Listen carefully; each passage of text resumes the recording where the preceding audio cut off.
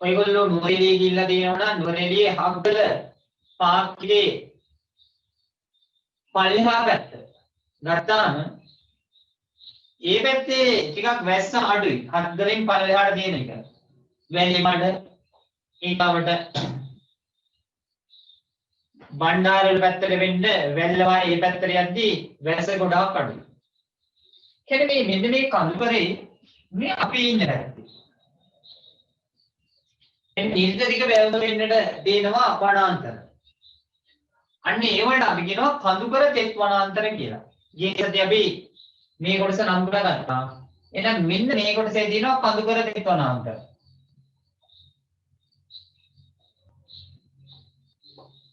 කඳුකර තෙත් වනාන්තර තියෙනවා. මෙන්න මේ වනාන්තර ගැන තමයි අපි අද කතා කරන්න ලැස්ති වෙන්නේ. නුවරඑළියට යනවා නම් නුවරඑළියෙන් යද්දී නුවරඑළියට යන්න දෙනවා ගම්පොළ, උසල්ලෑව, තවලන් පැන්න, රම්බොඩ හරහා නුවරඑළිය. එතකොට මේ රම්බොඩ පහු කරලා ටිකක් උඩට යද්දී අපිට පේනවා ඉස්සරහින් කැලේ යනවා. ඒ ඉන්නේ කිකිලියාමාන කැලේ. කිකිලියාමාන. ඒ කැලේ එක යායට ඝනව වේදිච්ච කැලෑවක් තමයි තියෙන්නේ. 60 පැත්තෙන් යනවනම් 60න් පළවා කැලේ, ලිඳුල, නානෝය මේව කියලා ඕනනම් හැදලා යන්න පුළුවන් අපිට කොහෙද හැදලා යන්න පුළුවන් අපිට ලෝකාන්තේ බලන්න යන්න පුළුවන්. ලෝකාන්තේ. ඒ යනකොට ඔයගලන්ට වෙනවා වැඩි උස නැති ගස්. යා ඇම්බරිච් ගස් තමයි තියෙන්නේ මේ පැත්තේ. නානෝය පැත්ත ඉඳලා පල්ලෙහා බැලුවත් නානෝය ස්ටේෂන් එකේ ඉඳලා පොඩ්ඩක් බැලුවත් එහා පැත්තේ තියෙන කැලෑවක්. ඒ හැඩයට තමයි පේන්නේ. නිකන් ඇම්බරිච් ගස් තියෙන්නේ. එතෙ කඳුකරේ තියෙන වනාන්තර වල තියෙන ශාක වැඩි උස නැහැ. හැමදාම වහිනවට ඉතින් මං කියන දෙයක් නෙවෙයි හැමදාම වහින. ඒ කියන්නේ යම් කිසි මුහුදු මට්ටමේ සිට යම් අඩි ප්‍රමාණයක් ඉහළින් පීඩන උස්බිම් වල පීඩන වනාන්තර වලට කියනවා අපි මොනවා කියලාද? කඳුකර තෙත් වනාන්තර කියලා. කඳුකරේ තියෙනින්ද කඳුකර හැමදාම වැස්සත් එක්ක තියෙනින්ද තෙත් වනාන්තර කියලා කියනවා. එහෙනම් කඳුකර තෙත් වනාන්තර තමයි අපි අද පාඩම් කරන්න පටන් ගන්න. ඉතින් තමයි පාඩම අපි පටන් ගන්න. එහෙනම් ලියමු. කඳුකර තෙත් වනාන්තර. මම හිතන්නේ එදා මාතෘකාව දුන්නා.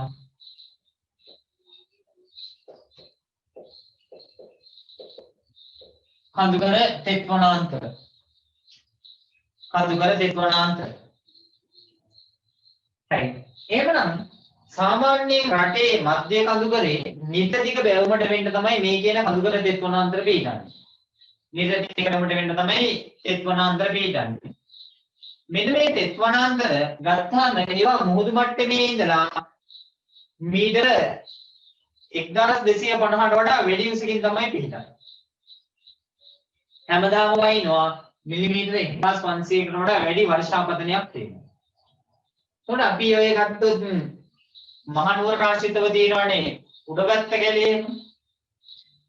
ඔය නගර සභාහන්තියෙන් දිගටම යන පාරේ ගිහපුවම යන්නේ උඩගත්ත කැලේ පැත්තට. ගිහිල්ලා නැති අයට මම මේ පාර කියන්නේ.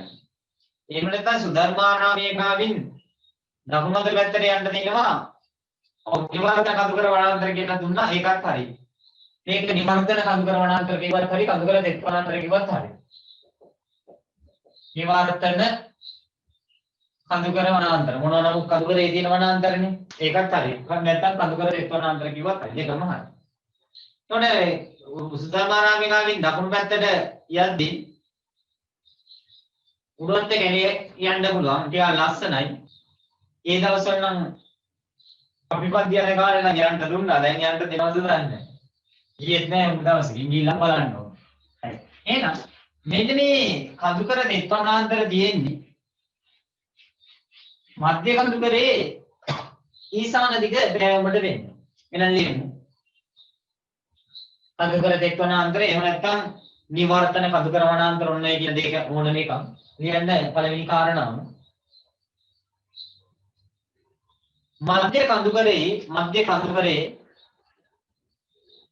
මධ්‍ය කඳුකරේ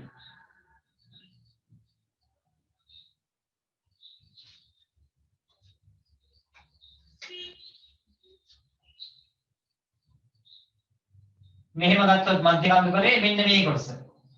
ඒ කියන්නේ නිර්දදික බැවුමට වන්නට පීඩන වනාන්තර වේ. මධ්‍ය කඳුකරේ නිර්දදික බැවුමට වන්නට පීඩන වනාන්තර වේ. මධ්‍ය කඳුකරේ නිර්දදික බැවුමට වන්නට පීඩන වනාන්තර වේ.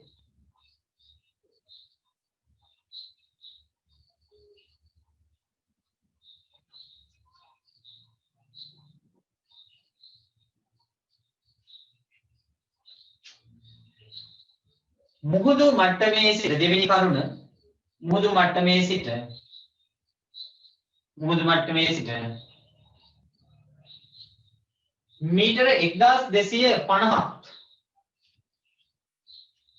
මීටර 1250ක් වැඩි උස් බිම් වල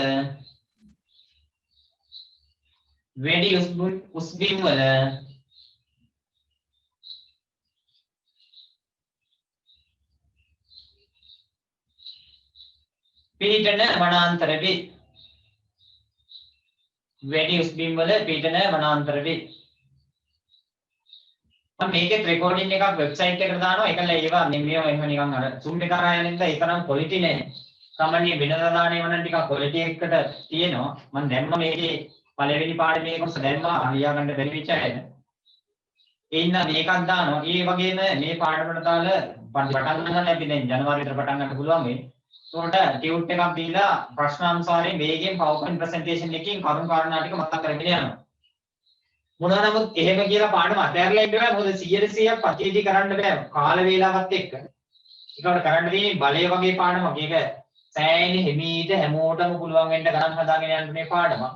SFT කරන ළමයි දෙපා වෙන පාඩම තමයි බලය. ඒ හින්දා මේවා මේ පාඩම් කරන පාඩම් මේවා නෝට් එකක් බලලා තමන් විෂය කරුණු මතක තියාගන්න ඕනේ. මොකද නිවර්තන කඳුකර වනාන්තර කියන්නේ ඉතින් මම දන්නවා කර්ම ස්වර්ගයක්. ඉදිරි ටිකම පොතෙන් බලලා ඕගොල්ලන්ට කියනවා. ඕගොල්ලන්ට පොතෙන් බලලා යන්න බෑනේ. ඕගොල්ලෝ විභාග කරනකොට පාඩම් කරන් යනවා. අපිත් මේවා පාඩම් කරා 9 වසරේ වගේ ඉඳිලා. දැන් ඉතින් මතක නැහැ. ඒ ඕගොල්ලෝ එහෙම කියන බෑ. ඕගොල්ලෝ විභාගයේ ලං වෙනකොට මතක තියාගන්න ඕනේ. හැබැයි විභාග ප්‍රශ්නයක් දුන්නාම ඒ ප්‍රශ්නයට අවශ්‍ය කරන දැනුම අපි කොහෙන් හරි ලබාගෙන තියෙනවා. මොකද විභාග ප්‍රශ්න කරගන්න වැදගත් වෙනවනේ. නිවර්තන කඳුකර වනාන්තර ඇතුළේ නෝ මේ සාමාන්‍ය දැනුම. ඔය නිවාඩු කාලයක් ආපුවම රටේ තොටේ ඇවිදලා කරලා ඉන්නවා නම් මේ වනාන්තර ගැන අමුතුවෙන් මතක තියාගන්න දෙයක් නැහැ. පැහැදිලි නැති ඒ පොඩ්ඩක් ආයෙ අයින් වෙලා ආයෙ එන්න. ඒක තමයි හොඳම විදිය. අද ටිකක් වැස්ස දවසක්. ඒ ඉන්න පොඩ්ඩක් අපැහැදිලිතාවයන් තියෙන්න පුළුවන්. නැත්නම් ලයින් එකේ දිගටම ඉන්න එහෙම ඉන්නකොට සමාන කය වෙලාවට හරියනවා. රයිට්. එහෙනම් මුහුදු මට්ටමේ සිට මීටර 1250කට ඉහළින් පිහිටන වනාන්තර වේ. ඊළඟට මේගොල්ලන්ගේ වාර්ෂික වර්ෂාපතනය ගත්තාම සාමාන්‍යයෙන් හැමදාම වහිනවනේ අපිට. කියන්නේ මිලිමීටර 1500ට වඩා වැඩි වර්ෂාපතනයක් තමයි තියෙන්නේ. එනලි මේකව කරුණ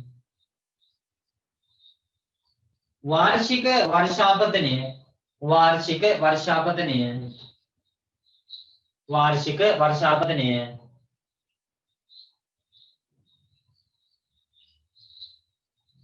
මිලිමීටර 1250ට 1500ට මිලිමීටර 1500ට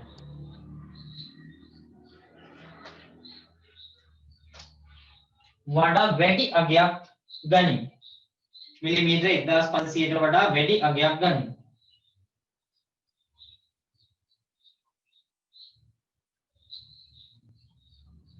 ලබන සතියේ වෙනකොට ටියුට් ගන්න ඕනද කියලා අහන ඔයගොල්ලෝ කොහොමද මේ මාසේ 30 වෙනිදා පහුවෙලා ටියුට් ගන්න. එතකොට හැමෝගෙම ටියුට් එක දවසින් ගේන්න පුළුවන් ආයතනයට ගියපුවාම සමීර සර්ගේ, රංජන සර්ගේ, විතානගේ සර්ගේ, මගේ ශානිකා ඩීජිගේ ඔක්කොගෙම ටියුට් එකම දවසේ ගන්න පුළුවන්. ඒ හින්දා ඔයගොල්ලෝ පළවෙනි ඉඳන් හතරවෙනි ඉඳන් අතර දවසක යන්න මේ IMS එක. මේක තමයි හොඳම. නැත්නම් දවස ගානේ ගිහලා රස්සිය අද වෙන්න ඉඩ තියෙනවා.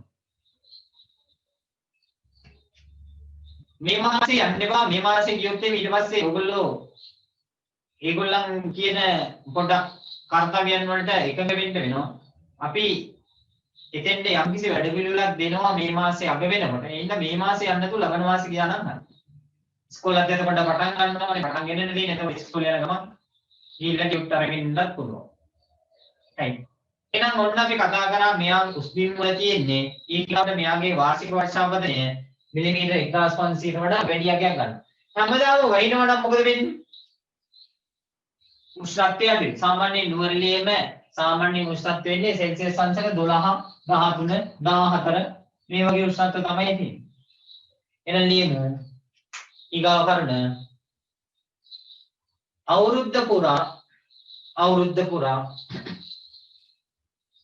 අවුරුද්ද පුරා පැතිරුණු වර්ෂාපතනයක් ලැබේ. අවුරුද්ද පුරා පැතිරුණු වර්ෂාපතනයක් ලැබේ. අවුරුද්ද පුරා පැතිරුණු වර්ෂාපතනයක් ලැබේ.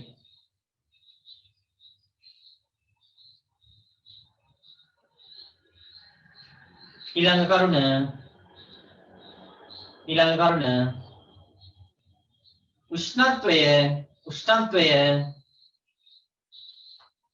උෂ්ණත්වය සෙල්සියස් 10 සෙල්සියස් 15 සෙල්සියස් 10 සෙල්සියස් 15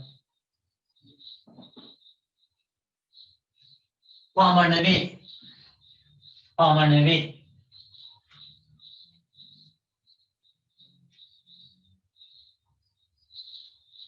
ඊගොල්ලෝ අපි මේ කැලෑවක ගියොත් එන අපිට කැලෑවට යන්න ඕනේ නැහැ. දුරින් නම් බැලුවොත් පේනවා එක යායට කොළ පාටයි. ඒ කියන්නේ සියලුම ශාක මොකද වෙන්නේ?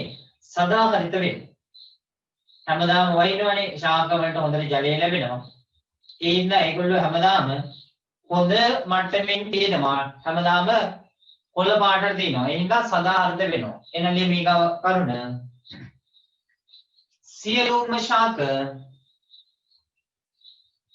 සියලුම ශාක සදාහරිත වේ. සියලුම ශාක සදාහරිත වේ.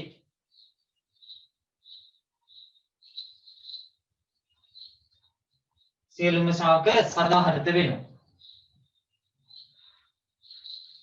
ඔය නුවරඑළිය ගිහලා හැඩක් පැත්තට පල්ලෙහාට එමු වයින්නවනම් තේ බොන්න දැනක් තියෙනවා. ෆයිබර් කඩයක් නෙවෙයි. ටී ට්‍රේන් කියලා පොඩි ටී සෙන්ටර් එකක් තියෙනවා. ඒක වැඩ කරේ ඒ දවස්වල නම් වැඩ කරේ මුදවසකින් මාත් ගියේ නෑ. විදේශිකයන් තමයි වැඩ කරන්නේ. ලොකු ගානකුත් නෑ. තේ එකක් ඉතින් ටී එකක් රුපියල් 80ක්ද කොහෙද වෙන්නේ? ප්ලේන් ටියක් රුපියල් 50ක් විතර වෙනවා. 50ක් හරි 55ක් හරි. හොඳ රසට තේ එක හම්බ වෙනවා. සාමාන්‍යයෙන් අපි ට්‍රිප් එකක් ගිහපුවාම කොහේ හරි සාමාන්‍ය කඩේකින් තේ එකක් බීලා කෙල ටොන් එකක් විතර ගහ යනවට වඩා අරගෙන තේ එකක් බිව්වම දැනෙනවා හොඳටම. අන්නේ ටී ට්‍රේන් එකේ ගිහිල්ලා එතන ඒ ලොජ් එකේ තේ එකක් බොනකොට පහලින් පේනවා ওই විදිහේ සදාහරිත වනාන්තරයක්. ඒ කිගිලියා මාන්න රක්ෂිතයත් එක්ක වෙදලා තියෙන වනාන්තරයක් තමයි තියෙන්නේ. right. මෙන්න මේකේ ශාක ගත්තාම මේ ශාක ලොකු උසක් නැහැ. හැබැයි අකණ්ඩ වියනක් වගේ තියෙනවා. මේ ආකාරය. ඒ වගේම මේ යට තියෙනවා ශාක මේවා ඇත්තට මේ මීවන ශාක තියෙනවා. මේ ශාකවල ගොඩාක් වෙලාවට පාසි බැඳිලා තියෙනවා. එක යායට වගේ පාසි බැඳිලා තියෙනවා. මෙන්න මේක තමයි මේ ශාකව මේ වනාන්තර වල බලා ගන්න පුළුවන් ලක්ෂණය වෙන්නේ. මේ ශාකවල උපරිම උස මීටර 20ක් විතර තමයි වෙන්නේ. අතරින් බදලා 20කට වඩා හරියටම 20යි කියලා කියන්න බෑ. මීටර 20ක පමණ උසක් තමයි තියෙන්නේ. පඳුරු ශාක ගත්තාම මීටර 10ක් වගේ පඳුරු ශාක තමයි තියෙන්නේ. right. එහෙනම් ලියමු ඊගාව කරන විදිහට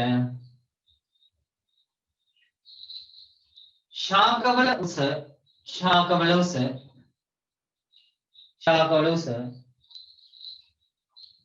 බොහෝ දුරට සමාන වන අතර බොහෝ දුරට සමාන වන අතර ශාකවල උස බොහෝ දුරට සමාන වන අතර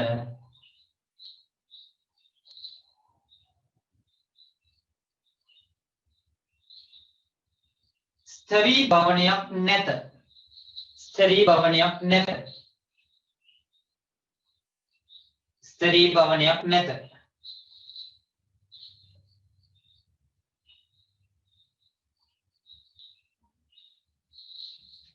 ස්තරී භවනයක් නැත. right මෙන්න මේ රෝග සරණ පොඩ්ඩක් දැනගන්න පුළුවන් නම් ඒක අදහස පැහැදිලි වෙනවා.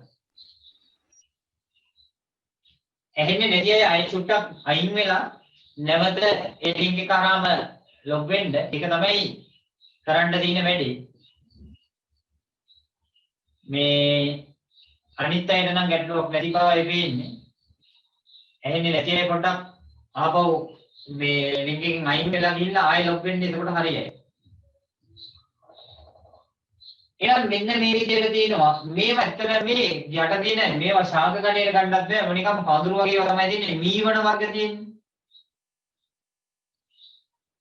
මීවන වර්ග තමයි මේ යටින් තියෙන්නේ. එනගන්න මෙන්න මේ රෝග සරණ.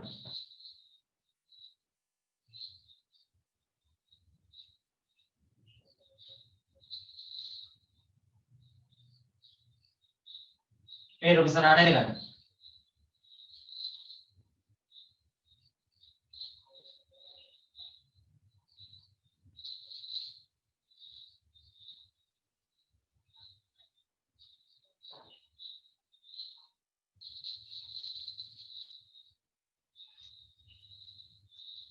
මං කිව්වේ මෙන්න මේ ශාක ආයි කියන්නේ කියලා දිනවා.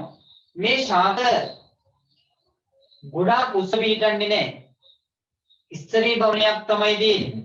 ලියාගන්න නම් මේ අහපව කියන්නේ කියව එකමයි කියන්නේ නේ. ශාකවල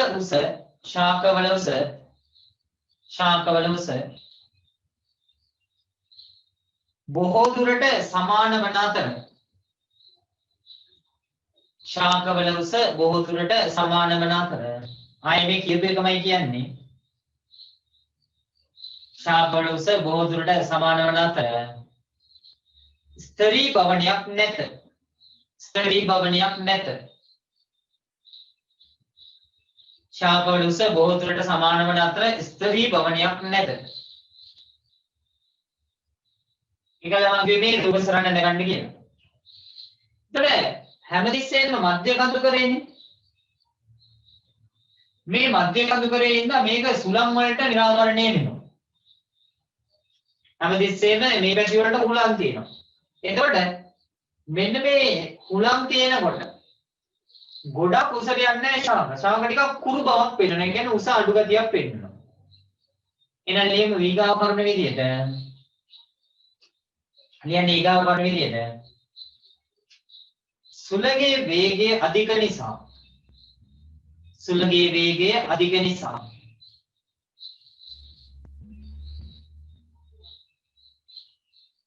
සුළඟේ වේගය අධික නිසා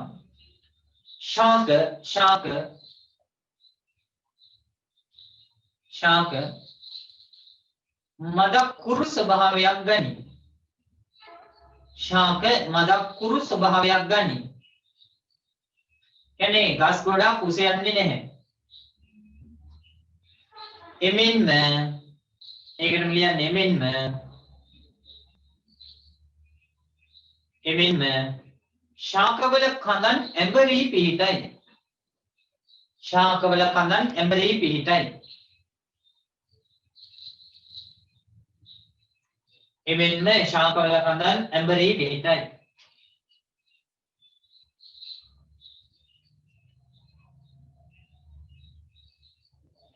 එතකොට මෙන්න මේ ශාකවල කඳන් මත වැටිලා තියෙන විවිධාකාරයේ පාසි වර්ග. සමහරක් ඕකිඩ් වර්ගක් තියෙනවා. උඩ වැටියා වර්ග. එනල් මේ ගාව කරන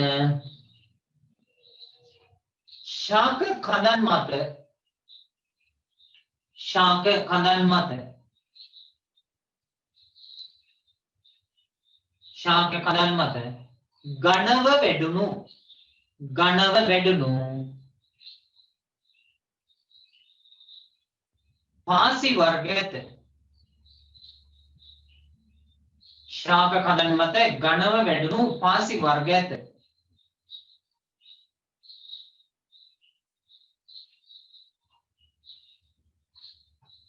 ශාක කඳන් මත ගණව වැඩුණු පාසි වර්ග තියෙනවා.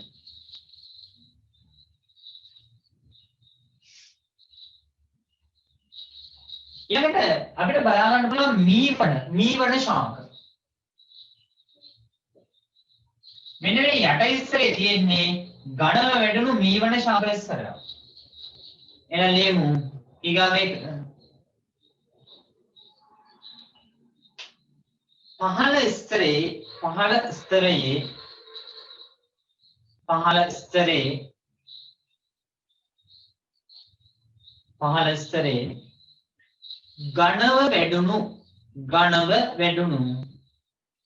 පහළ ස්තරයේ ගණව වැඩුණු මීවන ශාක මම බෝඩ් එකේ ලියලා තියෙන්නේ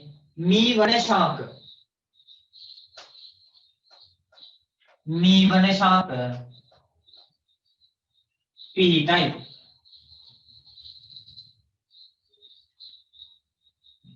පහළ ස්තරයේ ගණව වැඩුණු මීවන ශාක තියෙනවා. ඒ වගේම මෙහෙර නිතරම වැස්ස ලැබෙනවා කිව්වනේ. ඒ වැස්ස වැඩි හින්දා මෙන්න මේ කඳුකර තෙත් වනාන්තරවල තියෙන ශාක පත්‍ර ඉතාමත්ම කුඩා පත්‍ර තියෙනවා. පත්‍ර තල ඉතාමත්ම කුඩායි. හේතුව වතුර වැඩිච්චාම වතුර ටික ටක් ගාලා පොළවට දාන්න ඕනේ. ඒ වගේම පත්‍රවල අගත් පොඩක් තියුණු ස්වභාවයක් තියෙනවා නිකන් බෝ කොළවල වගේ. පත්‍ර අග තියුණු ස්වභාවයක් තියෙනවා වතුර ටික ටක් ගාලා පහළට යවන්න. එහෙනම් ලියමු ඊගාව කරන විදිහට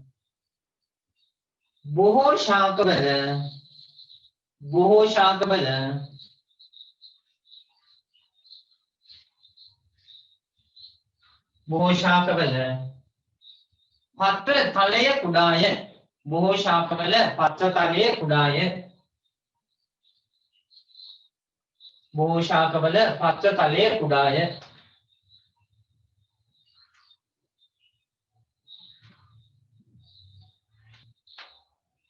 එතකොට මේ වනාන්තරවල පවතින ශාක වලින් භාගයක් විතර ඒකදේශික ශාක වෙනවා.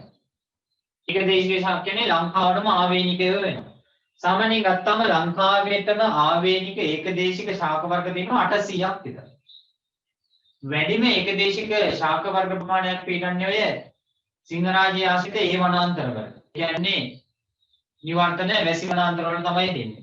හැබැයි මේ කඳුකර දෙක වනාන්තරවල අර තරම් ඒකදේශික ශාක නැති වුණාට තියෙන ප්‍රමාණයෙන් අඩක් විතර ගත්තාම ඒවා මොනවද වෙන්නේ? ඒකදේශික ශාක වෙනවා. ලියවෙන ඊගාව කරන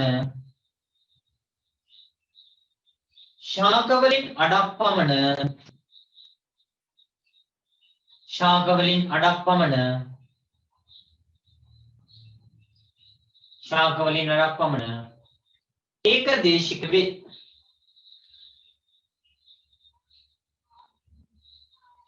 ශාක වලින් අඩක් පමණ ඒකදේශික වේ.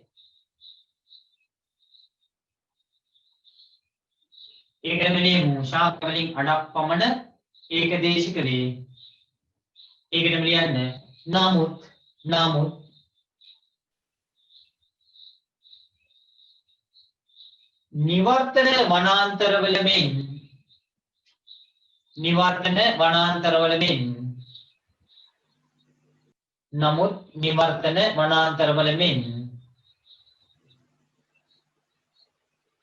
නිවර්තන වනාන්තරවල මෙන් බහුල නොවේ. නිවර්තන වනාන්තරවල මෙන් බහුල නොවේ.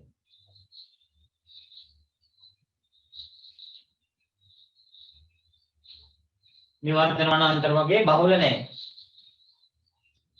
හැබැයි මේගොල්ලන්ගේ මේ වනාන්තරවල ඒකදේශික සත්තු බහුලයි.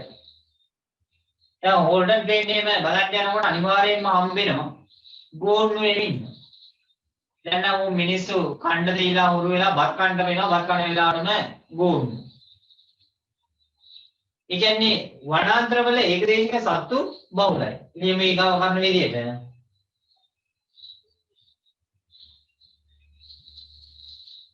ඒකදේශික සතුන් බහුල වේ. ඒකදේශික සතුන් බහුල වේ.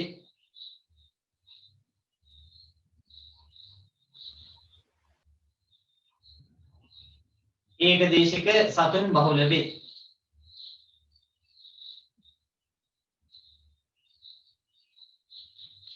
පක්ෂීන්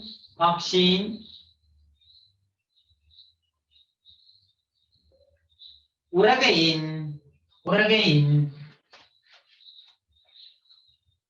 සහ ශීරපායින් පක්ෂීන් උරගයින් සහ ශීරපායින් මේ අතර බහුල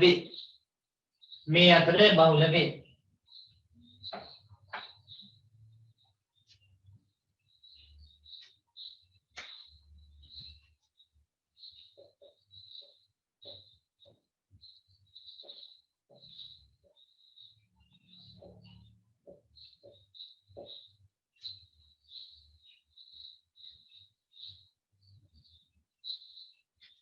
අපි ඊගොල්ලෝ බලන්න ගන්නේ අපි ප්‍රධාන වශයෙන්ම කතා කරේ වනාන්තර වර්ග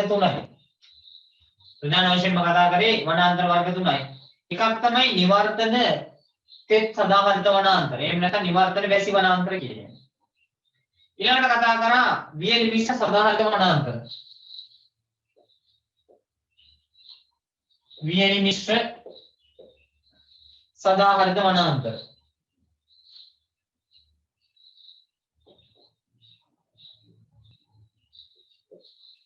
දැන් ඊගාට කතා කරා කඳුකර තෙත් වනාන්තර නැත්නම් කඳුකර නිවර්තන වනාන්තර. මම කියන්නම් කඳුකර නිවර්තන කඳුකර වනාන්තරනේ කඳුකර තෙත් වනාන්තර.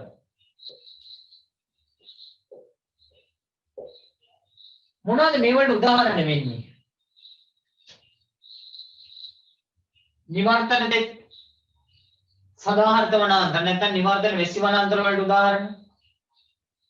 මේ වලට උදාහරණ තමයි ලංකාවේ මෙන්න මේ ප්‍රදේශයේ වෙන්න සිදුවන වනාන්තර. මොනවාද ප්‍රධානම වනාන්තරය තමයි සිංහරාජය.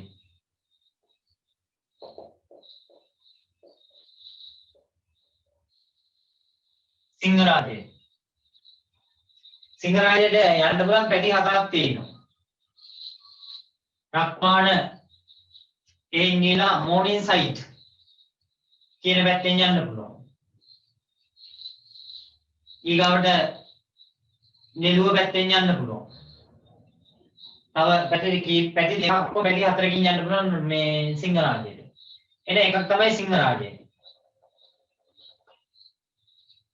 අපි ගන්නමු මෙන්න මේ විදිහේ සටහනක්. මෙතන තියෙන්නේ නිවර්තන තෙත් සදාහරිත වනාන්තර. මම උදාහරණ 3ක් 4ක් දෙනවා. ඊළඟට වියලි මිශ්‍ර සදාහරිත වනාන්තර මම උදාහරණ 3 4ක් දෙනවා. කඳුකර තෙත් වනාන්තර උදාහරණ 3 4ක් දෙනවා. මෙන්න මේ සටහන සම්පූර්ණ කරගමු. පොදුවේ ගත්තාම වනාන්තර කීපයක් මතක තියාගන්න ඕනේ.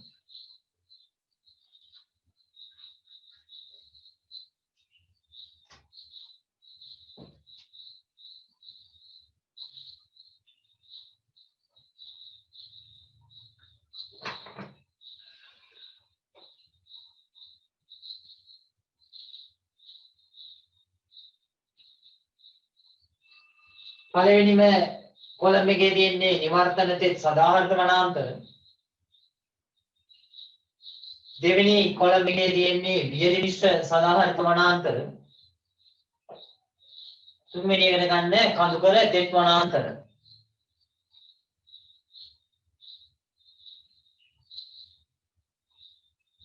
කඳුකර තෙත් වනාන්තර.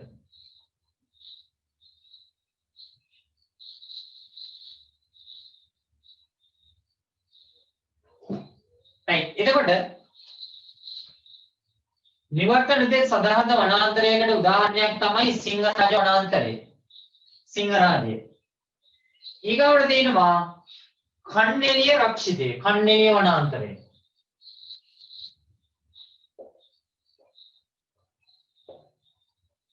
කන්නේලිය. ගාල්ලේ සිට අකුරැස්ස දක්වා උඩුගම හරහා යද්දී මෙන්න මේ කණ්ඩේලිය රක්ෂිතයේද පිවිසුමක් තියෙනවා. මේවයි ගිහිල්ලා කබානා තියෙනවා. ඒවයි එක රැයක් ඉන්නේ ඉතින් උඩපළොස්ලා විතර යනවා. හැබැයි ඉතින් මේ සුමහල්ගේ දිය කඩිතිය වලින් නාලා ඔය මඤ්ඤොක්කා ටිකක් එහෙම කාලා හොඳ ගමේ රා ටිකක් දීලා එම ඉඳලා ඉන්න පුළුවන්. ඒ ඉඳලා ඉක්මනට විභාගේ පාස් වෙන්න. කණ්ඩේලිය රක්ෂිතය. ඊළඟට තියෙනවා ඔය ගාල්ල උඩුගම අතර තවත් කැලෑවක් තියෙනවා. වයසක උන්දලාගේ කැලෑව. මොකක්ද ඒ වයසක උන්දලාගේ කැලෑව? ඒක දෙනියක්. මොන දෙනියද? නාකියා දෙනිය. නාකියා දෙනිය.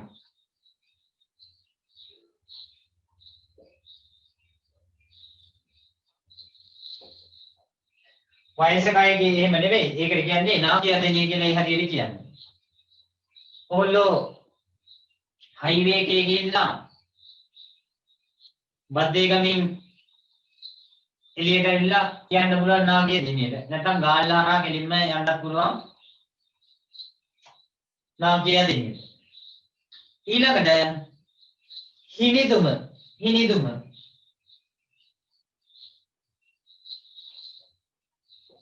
හිනිදුම අකුරැස්ස ඒ පැත්තට ඇවිල්න්නේ හිනිදුම තියෙන්නේ. ඊළඟට බඹර බොටුව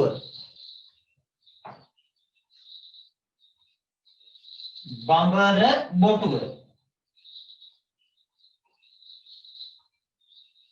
බඹර බොටුව කීපයක් මතක තියාගන්න. සිංහරාජයේ කන්නේලිය නාකියා දෙනිය හිනිදුම බඹර බොටුව. පන්ති පටන් ගත්තාම සිංහරාජය ගැන චූටි වීඩියෝ ක්ලිප් එකක් ඊගාට කන්නේලිය පොඩි වීඩියෝ ක්ලිප් එකක් විනාඩි 6ක 7ක වගේ චුට්ටක් දානවා. ගිය අවුරුද්දේ නම් සජීවීව පන්තියේ වෙන්නුවා මේ සිංහරාජය සම්බන්ධයෙන් තියෙන පාරිසරික ගවේෂණ කරපුවා. නමුත් මේ සැරේ එහෙම කරන්න බැරි වෙන එකක් තමයි තියෙන්නේ. මට මේකේ මේ වීඩියෝ කරන්න බෑ. කට්ටියට මම කතා කරන එක ඇහෙන්නේ නැති එක. මේ ප්‍රශ්නයක් වෙනවා අනිවාර්යයෙන්ම වීඩියෝ විදියට දැම්මොත්. ඉතින් දැනට ලියාගමු. අපි අමතර පන්ති කොමත් කීපයක් දාන්න වෙනවා. ඒව ඇතුලේ බලමු මේ විදිහේ දේවල් කරන්න. ඒ නාගියා දෙනිය බඹර කොටුව නෙවෙයි. ඒක වෙන එකක්. මේක බඹර කොටුව. බඹර කොටුව නෙවෙයි කොටුව. ඊළඟට අපි වියලි විශේෂ පදාර්ථ මේක නම් ඕගොල්ලන්ට ගොඩාක් කුරුයි. හේතුව ඉස්කෝලේ ට්‍රිප් යන්නෙම කොහෙටද යන්නේ? අනුරාධපුර පොළොන්නරුව සීගිරි දඹුල්ල. ඊගා වෘද්දේ සීගිරි දඹුල්ල අනුරාධපුර පොළොන්නරුව. යන්නේ මොකද කියන්නේ? එහෙනම් මෙහෙ තියෙනවා සීගිරි වනාන්තර. සීගිරිය. සීගිරිය තියෙනවා.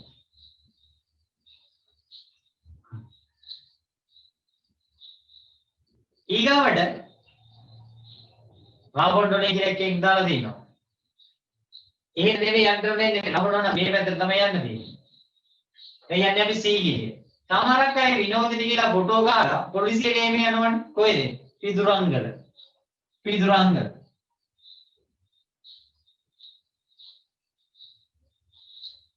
ලංකාවේ බෞද්ධයක් පිදුරංගල කියලා දැනගත්තේ අර කන්ද උඩට කියලා කට්ටිය ෆොටෝ ගහලා දෙන්නේ.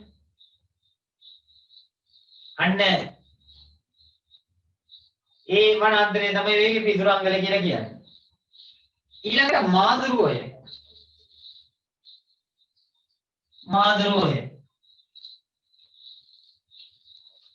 ඊළඟට මාදුරුවය. ඊළඟට මෙන්න මේ වනාන්තරය ගත්තහම මේ මධ්‍ය කඳුකරේ මේ තියෙන ඔය කියන කතන්දර මෙන්න මේ අතරමැදි කලාපයේ වනාන්තරයක් තියෙනවා. මේ හරිය. අන්න ඒක තමයි උඩවලව වනාන්තරය.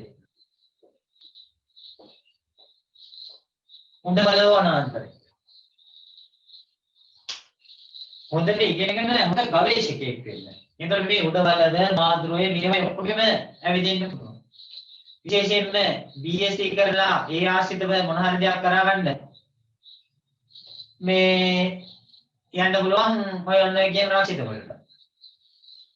නිදිමතයි ඉලි මොනව කරන්නේ?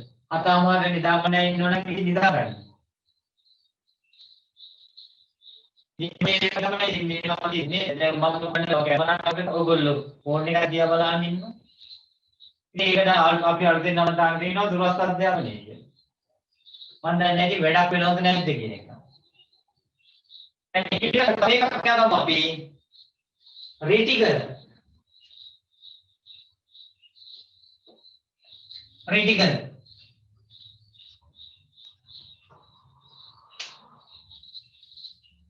ඊගාම දැන් තියෙනවද දන්නේ නැහැ.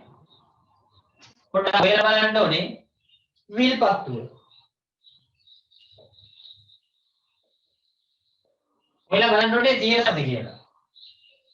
විල්පත්තු. ඔන්න විහෙලි විස සදාර්ථ මනාන්ත.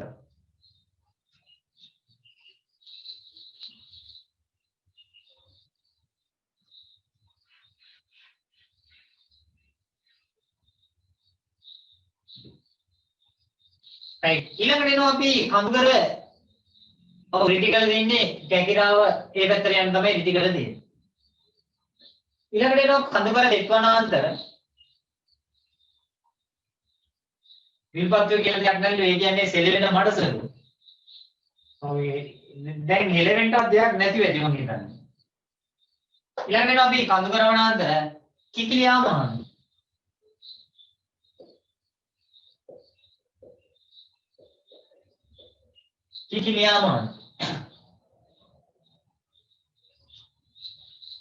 කිකිලියාමහන් ඊළඟට එනවා බෝපත් තලාව.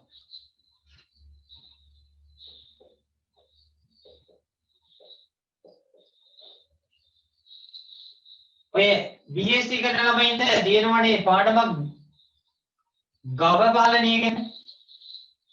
BSc කරන ළමයින්ට දෙනවා ගව පාලනය ගැන පාඩම. එතකොට ෆීල්ඩ් ට්‍රිප් වැටෙනවා. ඉස්කෝල වලින් යනවා. අම්බේ වේලේ යනවා. ඊළඟට මෙන්න මේ බෝපත්තලාවෙත් තියෙනවා ෆාම් එකක්. අන්න ඒ වලට යනවා. බෝපත්තලාව පට්ට සීතලයි. මේ දවස්වල නම් ඉන්න බැරි වගේ සීතලයි. කුකුලා වල කෙනෙක් තමයි. මම හිතන්නේ කිකිලි විතරයි ඉඳලා තින්නේ. කුකුලා නැහැ. එතකොට ලංකාවේ ඉන්න කිකිලි වල කුකුල් වලට. ඊගාවට හංගල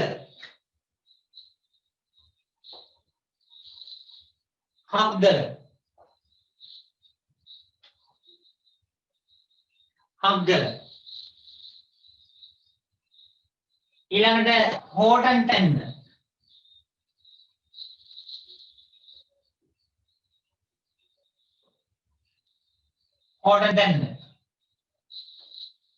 මේ නම් හැමෝම කියලා ඇති වර්ල්ඩ් සෙන් හෝටන් තැන්න.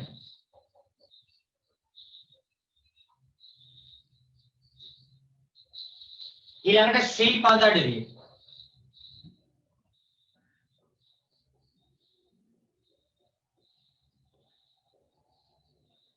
ශ්‍රීපාද අඩවියත් එක්කම සම්බන්ධ වෙනවා නකල්ස්.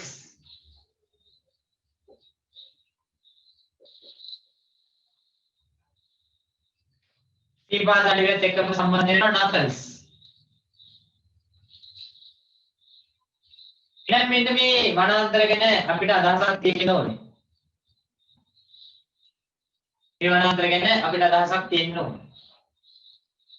සිංහරාජයේ කන්නේලියේ නවකියාදෙනිය කීයද බඹරබටුව ඒවා ඇවිල්ලා නිවර්තන වැසි වනාන්තර ලංකාවේ නිවර්තන කලාපයන් වලට තමයි කියන්නේ මේ නිත දිගට වෙන්න තමයි පිළිගන්නේ. ඊළඟට සීගිරිය පිටුරංගල මාදුරේ උඩවලව රිටිකල උඩවලව අපට පහළට වෙන්න පිළිගන්නේ. මෙන්න මේවා පිළිගන්නේ ලංකාවේ උතුරු පැත්තට වෙන්නේ. කිකිලියාමන බෝපත්තලම හක්කල හෝටන් දැන්න ශ්‍රීපාදයේ සහ නකල්ස් පිළිගන්නේ මධ්‍ය කඳුකරේ ආශ්‍රිත. මේවා ඇත්තටම අපි ඉස්කෝලේ යන කාලේ ඉගෙන ගත්තේ සමාජ අධ්‍යයනයේ. සමාජ අධ්‍යයනයේ තමයි අපි ඉගෙන ගත්තේ. ඔයගොල්ලෝ මෙන්න මේ කතන්දර ටික මතක තියාගෙන ඉන්න ඕනේ. අපිට පේනවා එක එක කෙනා වෙන වෙන මැසේජ් එකක් දානවා. දැන් ගෙවල් වලට බොරු කියලා කොහොමරි ෆෝනුත් අරගත්තානේ. ඒක අද ක්ලාස් කීයේ ඩේටා කාඩ් එකකුත් දාගත්තානේ. ඉතින් දැන් ඔයගොල්ලෝ හිතලා බලන්න. ඔයගොල්ලෝ මේ කියපු තැන් වල කීයක ගිහිල්ලා තියෙනවද කියලා රිමූවියොත් එක්ක. බහුදෙනයක් ගිහිල්ලා නැහැ. දැන් අද පන්ති හිටපුවා ඕගොල්ලන්ගේ ළමයින්ට වෙන්නේ ඕගොල්ලන්ම වගේ දේවල් වලට වෙලා ඉන්න. ඉතින් ඒ හින්දා ඉගෙන ගන්න තියෙන කාලේ මේ දේ හරියට කරගන්න. එහෙම නැතුනොත් වෙන්නේ පොත්වල තියෙන සිංහරාජ්‍ය ගැන කියා. නාකිය අධිය කිව්වම වයස කරේ තමයි ඇත්ත කී හිතේ ඉතින්. දේවල් වලට වෙලා ඉන්න. හරි. අපි එනවා ඔන්න වනාන්තර සම්බන්ධයෙන් හෝටන් දැන් විතරයිලු ගිහිල්ලා තියෙන්නේ. ඒක තමයි කතාව. මේවා යන්න පොඩ්ඩක් මුදල් වියදම් කරන්න පුළුවන් වෙන්න ඕන. මුදල් වියදම් කරන්න ඉතින් මුදල් හම්බ කරන්න ඕන. මුදල් හම්බ කරන්න බහුතරයක් අයට තියෙන මාර්ගය තමයි ඉගෙන ගන්න ඕනේ. බහුතරයකට. ඉගෙන ගන්න නැතුව හම්බ කරන්නත් පුළුවන්. ඉතින් ඔය කතාන්තර ටික තමයි වනාන්තර සම්බන්ධයෙන් කතා කරන්න දෙන්නේ. ඊළඟට අපි එනවා වනාන්තර වල වැදගත්කම් සම්බන්ධයෙන්. වනාන්තර වල වැදගත් සම්බන්ධයෙන් ඉස්සල්ලාම උගන්වන්න වෙන්නේ පාර්ලිමේන්තුවට පාඩමක් දාන්න ඕන. මොකද ඒගොල්ලෝ සමාජ අධ්‍යයනයේම ඉතිහාසයේ ඒවම පුරවැසි අධ්‍යාපනයේ ඉගෙන නොගත්ත අය. එහෙනම් ලියවන්න මාතෘකාව වනාන්තර වල වැදගත්කම්. වනාන්තර වල වැදගත්කම.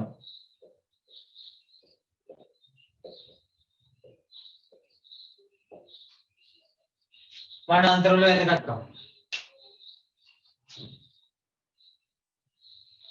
අපිට වනාන්තර වැදගත් වෙනවා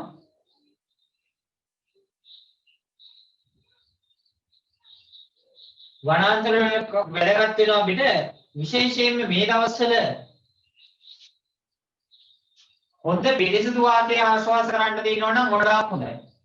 දැන් ඉන්දියාවේම මම කියන්නේ ඔයගොල්ලන්ට ඔක්සිජන් මිනිස්සු සල්ලි දීලා ඔක්සිජන් ගහගෙන ගියේ වෙළඳ පොලේ ඔක්සිජන් අරගෙන තමයි ගහගෙන ගියේ.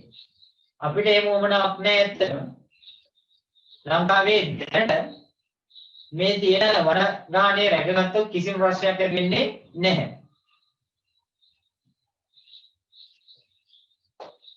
වනාන්තර වල වැදගත්කම වැඩිපුරම දැනෙන්නේ මෙන්න මෙයා වැදගත් වෙනවා වායුගෝලයේ කාබන් ඩයොක්සයිඩ් සහ ඔක්සිජන් වල තුල්‍යතාවය පවත්වා ගැනීම සඳහා. සාමාන්‍යයෙන් මිනිස්සු කරන්නේ වායුගෝලයට අපරිමිත ලෙස මුදා හරිනවා කාබන් ඩයොක්සයිඩ්. එතකොට මෙන්න මේ කාබන් ඩයොක්සයිඩ් ටික උරා ගන්න තමයි මේගොල්ලෝ ඉන්නේ. කවුද? ශාක. ඒගොල්ලෝ ඒවා උරාගෙන අපිට ලබා දෙනවා කාබනික ආහාර. උදාහරණයක් විදිහට ග්ලූකෝස්. ඒත් එක්කම මෙයාගේ මේ ක්‍රියාවලිය අතුරුපාටක විදිහට අපිට නැවත ලබා දෙනවා ඔක්සිජන්. එහෙනම් අපිට මෙයා වැදගත් ආහාර සහ ඔක්සිජන් ලබා දෙනවා කවුද? ශාක ප්‍රභා සංශ්ලේෂණ ක්‍රියාවලියම. එහෙනම් ශාක තියෙන්න අපිට මොකද වෙන්නේ? වැදගත් වෙනවා අපේ පැවැත්ම සඳහා. අපේ පැවැත්ම සඳහා ශාක තියෙන එක වැදගත් වෙනවා. මෙන්න මේක තමයි ප්‍රධානතම වැදගත්කම වෙන්නේ වනාන්තර වල. right ලියමු එනම් පළවෙනි එක අංක 1 කියලා ලියන්න වනාන්තර වැදගත්කම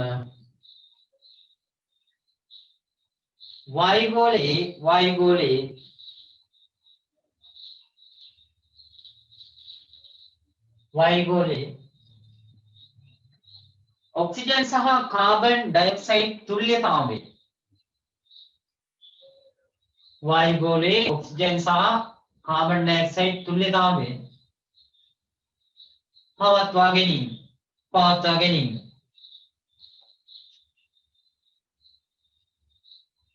ඊයත්වේ චූටි ඉල්කැලක් ගහලා ලියා ගන්න.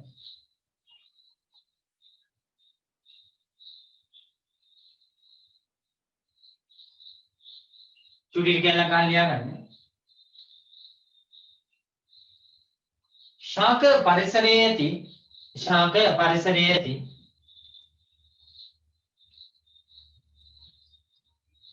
ශාක පරිසරයේ ඇති කාබන් ඩයොක්සයිඩ් පුරා ගනිමින් කාබන් ඩයොක්සයිඩ් පුරා ගනිමින් कार्बन डाइऑक्साइड पुरा गनिमिන්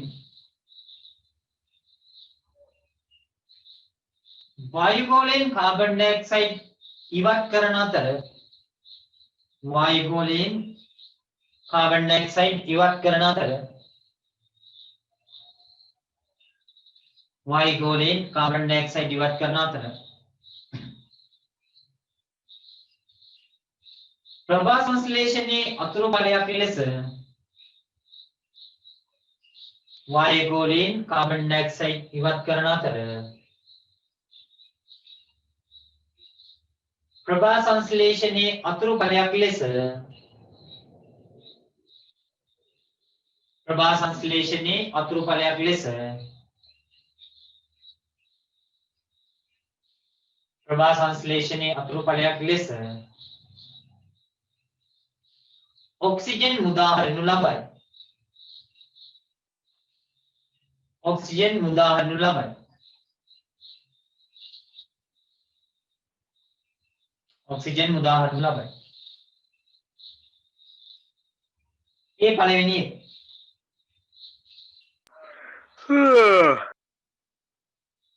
දෙවෙනි එක ජල පෝෂක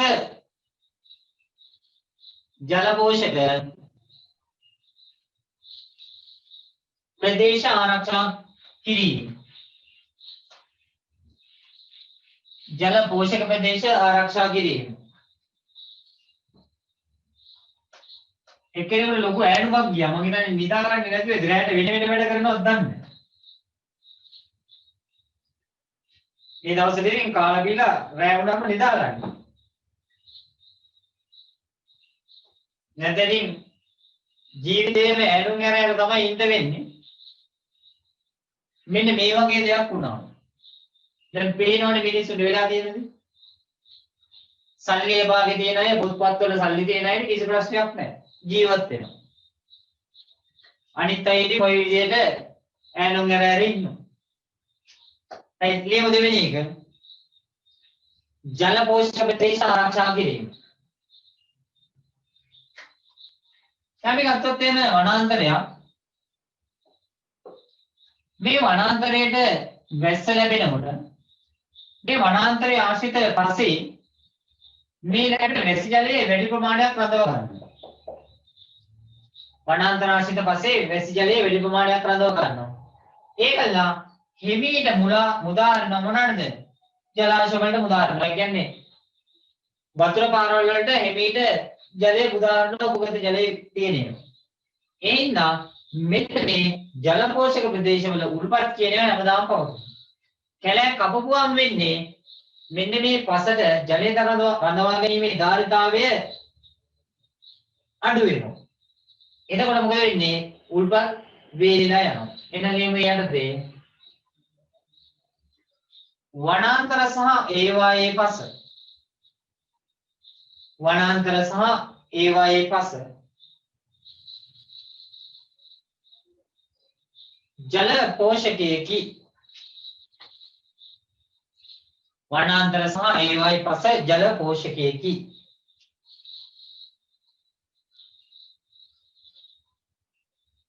वनांतर सह एवाय पस जल पोषकेकी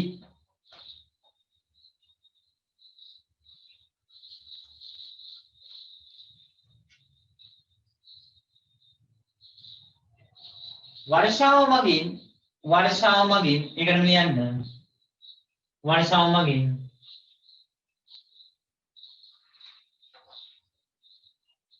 पतित वන ජලය वर्षाव मगिन पतित वන ජලය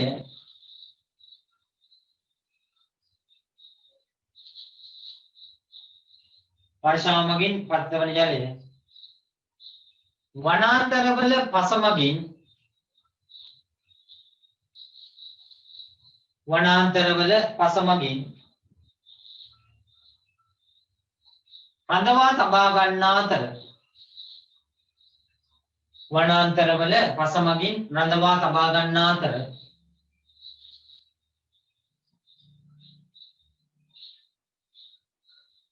වනාන්තරවල පසමගින් රඳවා තබා ගන්නා අතර පසුව සෙමෙන් නිදහස් කරනු ලබයි. පසුව සෙමෙන් නිදහස් කරනු ලබයි. පසුව සෙමෙන් නිදහස් කරනු ලබයි. ඒවා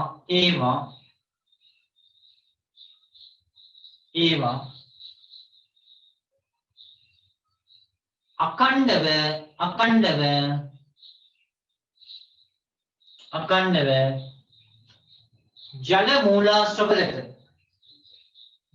මූලාශ්‍රවලට ජලය සපයනු ලබයි.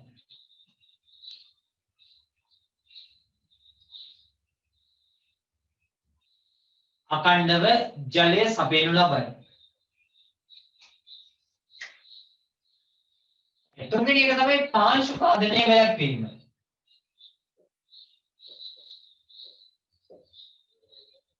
වැසි ජලයේ වැටෙද්දී කෙලින්ම බිමට වැටෙන්නේ නැහැ. මොනවාද වැටෙන්නේ? ඒවා ගස් වලටයි වැටෙන්නේ. එහෙනම් වැසි ජලයේ කෙලින්ම පොළොවට පතිත වීම වැළැක්වෙනවා. වැසි ජලයේ කෙලින්ම පොළොවට පතිත වීම වැළැක්වුණාම මොකද වෙන්නේ? පස සෝදා යෑම අඩු වෙනවා. ඊට අමතරව මේ ශාකවල මුල් තියෙනවා. මේ මුල් මගින් පසමත පිටින් ජලය ගලා යෑමේ වේගය අඩු කරනවා. මුල් මගින් පසමත පිට ජලය ගලා යෑමේ වේගය අඩු කරනවා. ඒ හින්දා පාංශු කාදනය මොකද වෙන්නේ? අඩු වෙනවා. හරි. ලියමු එනවා. තුන්වෙනි එක පාංශු කාදනය වැළැක්වීම. පාංශු කාදනය වැළැක්වීම. පාංශු කාදනය වැළැක්වීම. ඉතින් ගහලා ලියමු.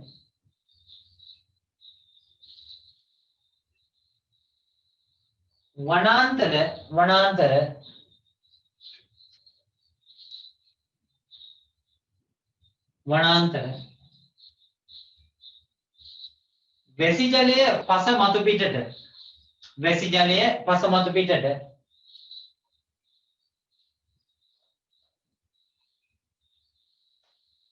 වැසි ජලය පස මතු පිටට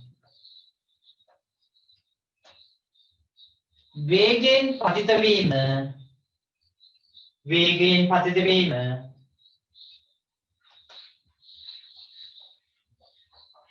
වළක්වනු ලබයි.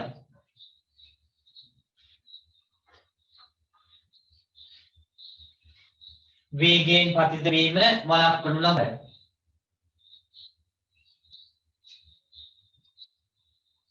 එමෙන්ම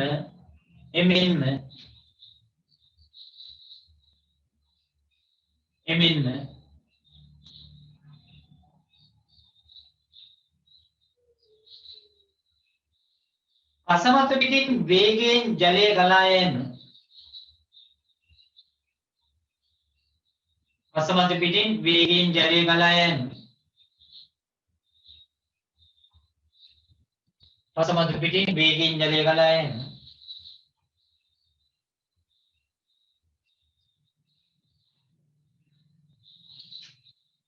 ශාක මුල් මගින් අවම කරනු ලබයි. ශාක මුල් මගින් අවම කරනු ලබයි. ශාක මුල් මගින් අවම කරනු ලබයි.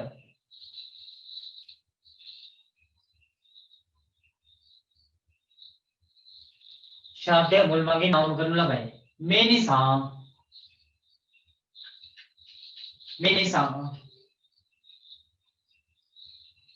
පාංශු කාදනය අවම වේ. පාංශු කාදනය අවම වේ.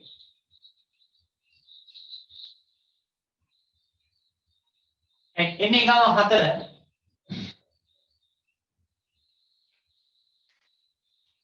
හතරවෙනි එක ආර්ථික වටිනාකමක් සහිත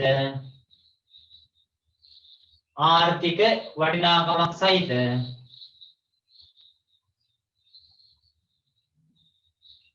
නිෂ්පාදන බහුල වීම. ආර්ථික වටිනාකමක් සහිත නිෂ්පාදන බහුල වීම.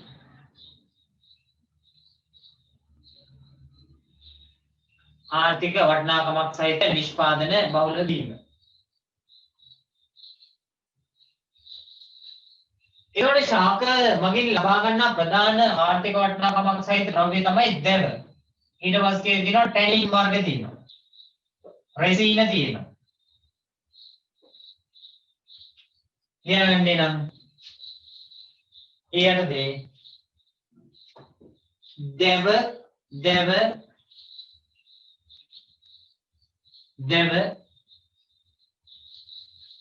ටැනින්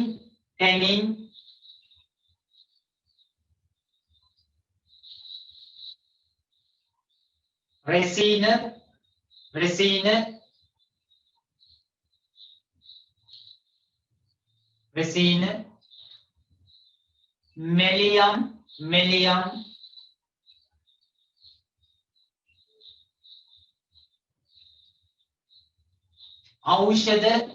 औषध बेत वर्ग औषध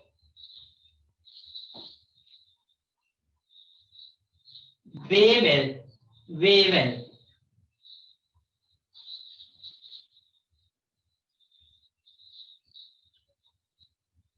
वेनी आर्थिक में द्रव्य वेवेल वेनी आर्थिक में द्रव्य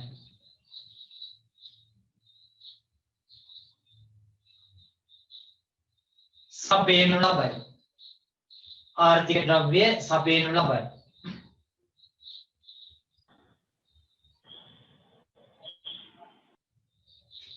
ඊළඟට ජීවීන්ට වාසස්ථාන සැපයීම ඊගාවට අංක 5. ඊළඟ ජීවීන්ට වාසස්ථාන සැපයීම ජීවීන්ට වාසස්ථාන සැපයීම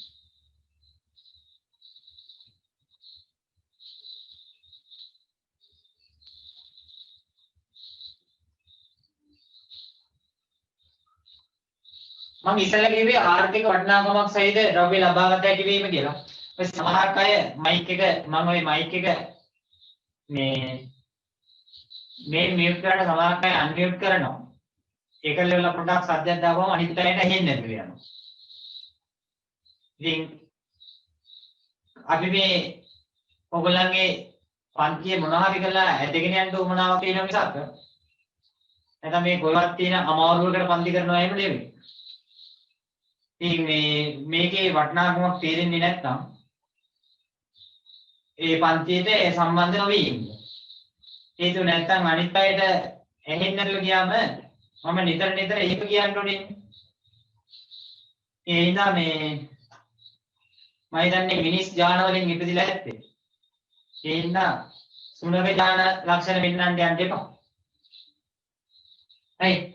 ආර්ථික වටිනාකමක් සහිත ද්‍රව්‍ය ලබා ගත හැකි වීමයි කිව්වේ. ද්‍රව වර්ග, ටැනින් වර්ග, රෙසින වර්ග, ඊළඟට මැඩියම් වර්ග, ඖෂධ වේවැල් ලබා ගන්න පුළුවන්. ඊගා මේක පස්වෙනි එකෙන්ද ජීවීන්ට වාසස්ථාන සැපයීම. ජීවීන්ට වාසස්ථාන සැපයීම. ජීවීන්ට වාසස්ථාන සැපයීම.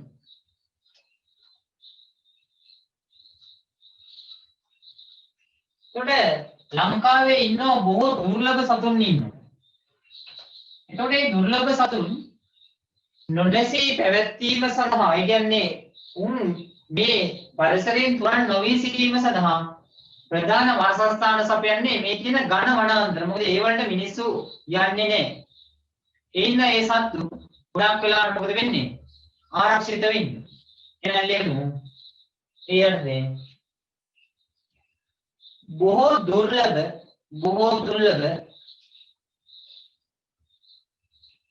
බොහෝ දුර්ලභ සහ ඒකදේශික ජීවීන්ට බොහෝ දුර්ලභ සහ ඒකදේශික ජීවීන්ට වාසස්ථාන ලෙස ක්‍රියා කිරීම. වාසස්ථාන ලෙස ක්‍රියා කිරීම. වාසස්ථාන ලෙස ක්‍රියා කිරීම. ඊළඟට වනාන්තර තියෙනවා නම් ඒවා ක්‍රියාත්මක වෙනවා සුළං බාධක ලෙස.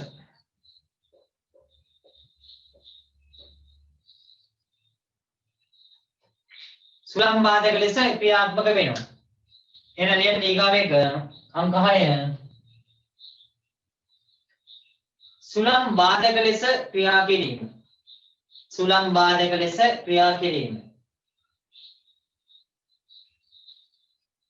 සුළං බාධක ලෙස ක්‍රියා කිරීම.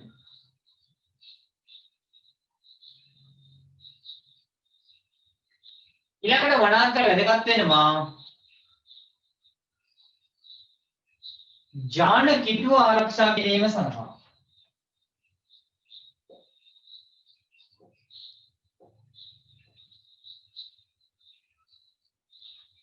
දැන් රිටිකල කියන වනාන්තරයේ ගොඩාක් ප්‍රසිද්ධ වෙනවා ඖෂධ සඳහා. එතකොට ඔන්න ඒ රිටිකල කියන වනාන්තරය හා සම්බන්ධයෙන් තමයි කොතලින්බුඩු කියන ශාකය වාගෙන තියෙන්නේ. කොතලින්බුඩු කියන ශාකය දියවැඩියාව සඳහා ඖෂධයක් නිර්මාණය කරා ජපානයේ මහාචාර්යවරයෙක්. මේ කොතලින්බුඩු කියන ශාකයේ තියෙන්නේ රිටිකල. ස්වභාවිකව හැදෙන්නේ රිටිකල. එතකොට හැබැයි අපිට හම්බෙලා නැන්නේ පේටන්ට් බලපත්‍රය ගත්තේ ජපානයේ. එතකොට අපේ ජාන ආරක්ෂා කිරීම සඳහා මෙන්න මේ බණගහණේ වැදගත් වෙනවා. ජාන කිව්වම සත්ව ජාන වෙන්න පුළුවන්, ශාක ජාන වෙන්න පුළුවන්. මෙන්න මේ ජාන වර්ග සතුන්ගේ සහ ශාකවල ජාන ආරක්ෂා කර ගැනීම සඳහා අපි කියන්නේ ඒකට ජාන කිටුව රැක ගැනීම සඳහා වනාන්තර වැදගත් වෙනවා. ජාන කියලා දෙන එක කිටුව ලියාගන්න ඒකාවෙද ජාන කිටුව ආරක්ෂා වීම. ජාන කිටුව ආරක්ෂා වීම. ජාන කිටුව ආරක්ෂා වීම.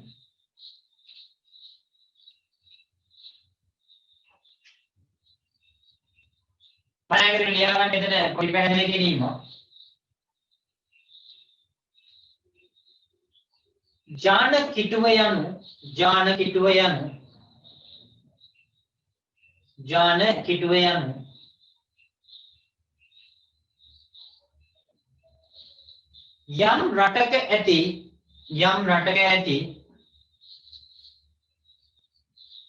යම් රටක ඇති විවිධ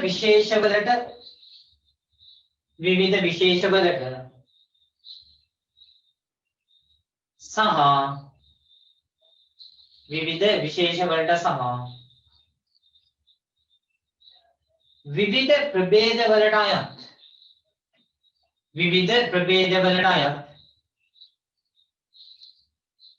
විවිධ ප්‍රභේදවලට අයත් ජානවල එකතුවයි. විවිධ විශේෂ වලට අයත් එහෙම නැත්නම් විවිධ ප්‍රභේද වලට අයත් ජානවල එකතුව තමයි අපි කියන්නේ ජාන කිටුව කියලා. ඊළඟට වනාන්තර වැදගත් වෙනවා හත්වෙනි එක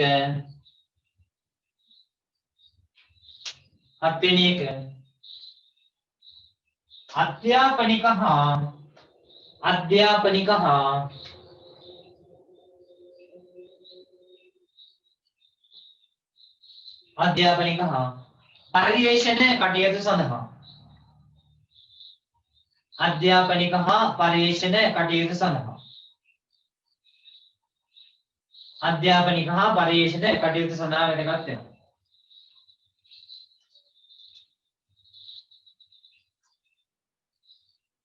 ඔන්න වනාන්තර සම්බන්ධයෙන් ඇති වැදගත්කම් තමයි කතා කරන්නේ. ඉවර වෙනකොට අපි 6:45 පටන් ගත්තේ 7:45 8යි කාල. පැය එකමාරක් තමයි යන්නේ කරන්නේ. ඊළඟට අපිට තියෙන්නේ ලංකාවට අඳුන්වන්න දුන්නා විවිධ ශාක. ලංකාවේ කඳුකරේ ඉස්සර තේ වගා කරන්න කලින් තිබ්බේ වනගහණයන් තමයි තිබ්බේ. කඳමුදුන්. එතකොට මේ කඳමුදුන් වල තිබ්බ වනගහණයන් අයින් කරා. මේවායි තිබ්බ ගස් ටික ඔක්කොම කපලා දාලා එලිබේලි කරා.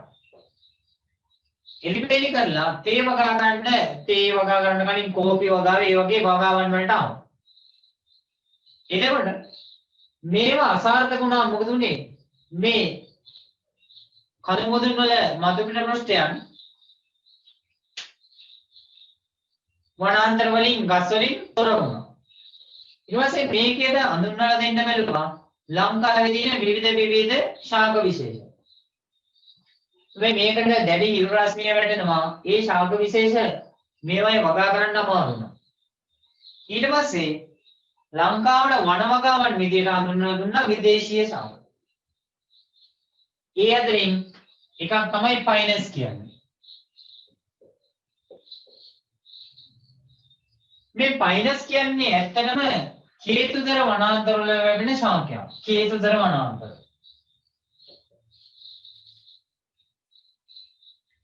මෙන්න මේ කේතුදර වනාන්තර වල වැඩිච්ච පයිනස් ගිරල්ල ලංකාවට අඳුනලා දුන්නා. ලංකාවේ මේක සාර්ථකවම වගා කරන්න පුළුවන් වුණා. එහෙනම් අපි ඊළඟට එන්නේ මෙන්න මේ කේතුදර වනාන්තර වල වැඩෙන පයිනස් ශාකය පිළිබඳව තමයි කතා කරන්නේ. එහෙනම් ඊගව මාතෘකාව කරගමු. ශ්‍රී ලංකාවේ පයිනස් වගාව. ශ්‍රී ලංකාවේ පයිනස් වගාව.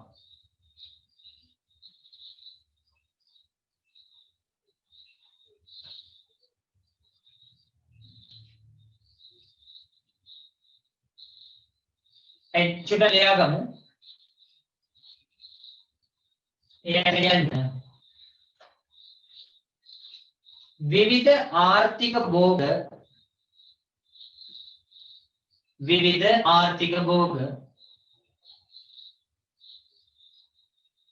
විවිධ ආර්ථික භෝග වගා කිරීම සඳහා විවිධ ආර්ථික භෝග වගා කිරීම සඳහා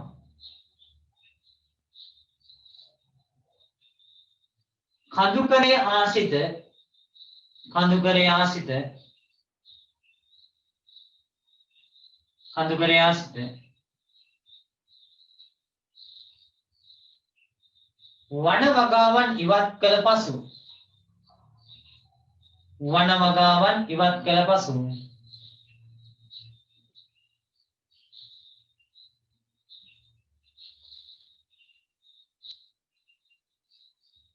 වන වගාවන් ඉවත් කළ පසු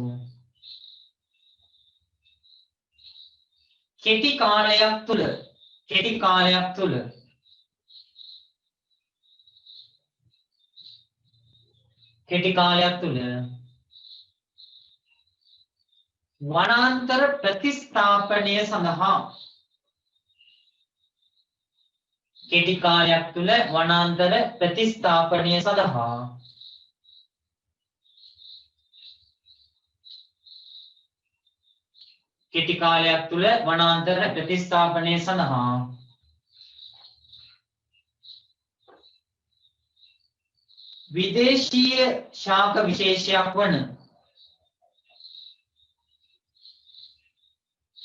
විදේශීය ශාක විශේෂයක් වන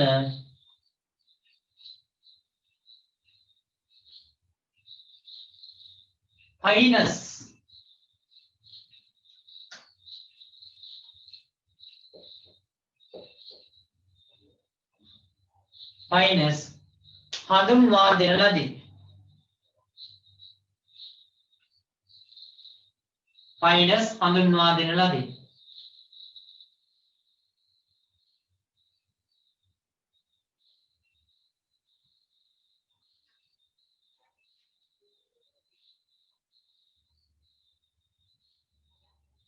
right ඊගාව අන්සර් ලියන්න.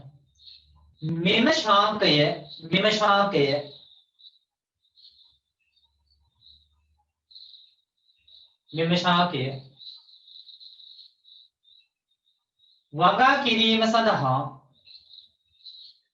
ශාකය වගා කිරීම සඳහා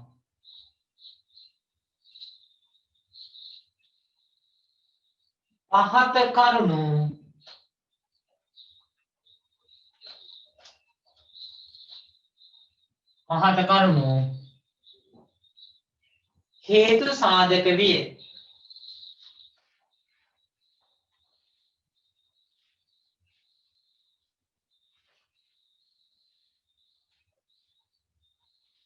පහත කරුණු හේතු සාධක විය.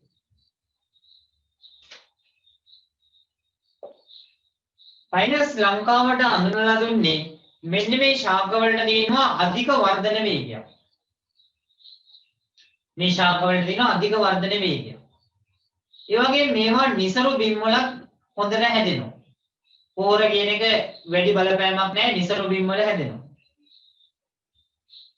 ඒ වගේම තමයි ඊටමත්ම පොඩි ඉඩකඩක වගා ගන්න පුළුවන්. හේතුව ගහ ගෙලින්ම උසටයි යන්නේ. අතුපතර වේදගෙන යන්නේ නැහැ. ඊළඟ එක තමයි මේවා හඳුන්වලා දෙන පරිසරයට හොඳින් අනුවර්තනය වෙනවා. වීලි පරිසරයක් නම් වීලි පරිසරයටද තෙත් පරිසරයක් නම් තෙත් පරිසරයටද ඕනෑම අවස්ථාවක් සඳහා හොඳින් අනුවර්තනය වෙනවා. මෙන්න මේ කාරණා නිසා ෆයිනස් මොකද උනේ? ලංකාවේ වේගයෙන් ප්‍රචලිත වුණා. හැබැයි ඒකේ ආදීනව දැන් තියෙනවා. අපි බලමු ඉස්සෙල්ලාම මෙයා හඳුන්වලා දෙන්නට හේතු වෙච්ච සාධක මොනවද කියලා. එහෙනම් ලියන්න පළවෙනි එක අංක 1 නිසරු බිම්වල පවා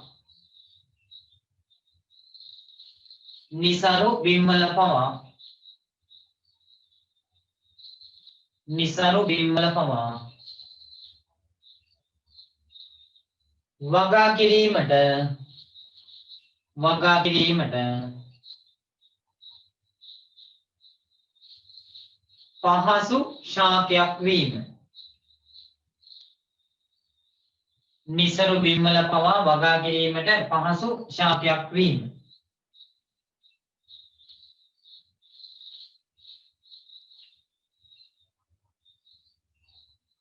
අංක 2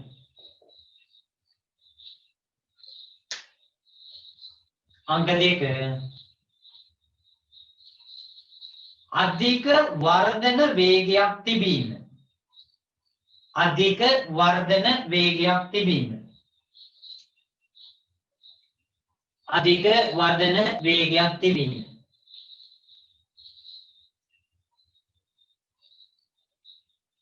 අධික වර්ධන වේගයක් තිබීම. යන්න තුන්වෙනි එක.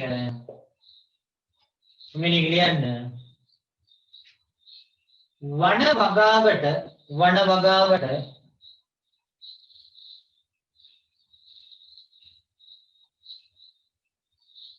ඇති ප්‍රදේශවල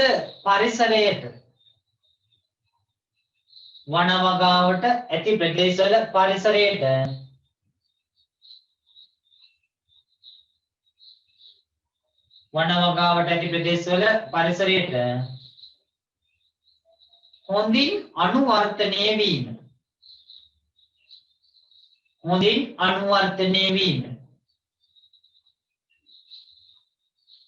හොඳින් අනුවර්තනය වීම. ඊගාව කරුණ ෆයිනස් වලට පලිබෝධකයන් පරපෝෂකයන්ගෙන් සිදුවන හානි ඉතාමත්ම අඩුයි. ඇත්තටම වෙන්නේ නැති ගණන්. එහෙනම් ලියන්න ඊගාව එක. පලිබෝධකයන්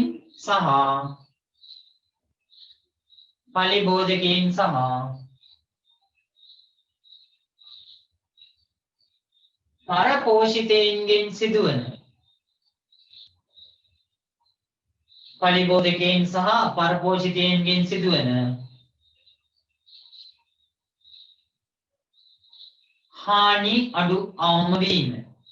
හානි අවම වීම.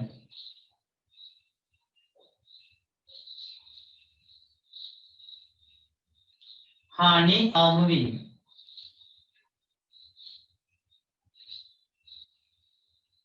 එහෙනම් මොන හරි ක්‍රමයකින් ලංකාවට හඳුන්වලා දුන්නානේ ෆයිනස් ආගේ දැන් ඇත්තටම හැම ඉස්කෝලේ එකකම ෆයිනස් 1000ක්වත් අවම වශයෙන් තියෙනවා. ඒතකොට මේක හඳුන්වලා දීමේ අරමුණ මොනවාද? එහෙනම් අපි බලන්නේ ඊගාවට මයිනස් වගාවේ වාසි මොනවද කියලා. එහෙනම් ලියමු ඊගා මාතෘකාව මයිනස් වගාවේ වාසි.